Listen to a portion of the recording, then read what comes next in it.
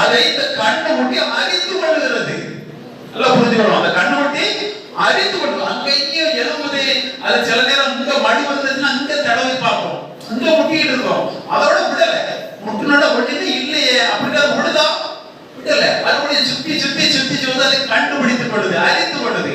அதற்கு பிறகு சில நாள் பார்த்தா தானாகவே நிச்சயம் போய் குடித்துக் கொள்ளும்.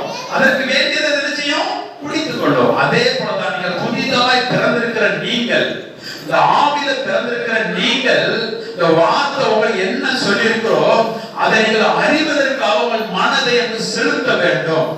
அது ஒருவேளை உங்களுக்கு அந்த நேரம் உங்களுக்கு கிடைக்காத போல இருந்தாலும் நீங்கள் அதை விடாதபடிக்கு மறுபடியும் மறுபடியும் நீங்கள் அதை அறிந்து கொள்வதற்கு ஆசைப்படும் பொழுது, ஒரு தகப்பன் ஒரு தாய் எப்படி அந்த குழந்தைக்கு ஊட்டி கொடுக்கிறாரோ அதே போல உங்களுக்குள்ள இருக்கிற ஆவியானவர் இந்த வார்த்தையை அறிந்து கொள்ளக்கூடிய அறிவை உங்களுக்கு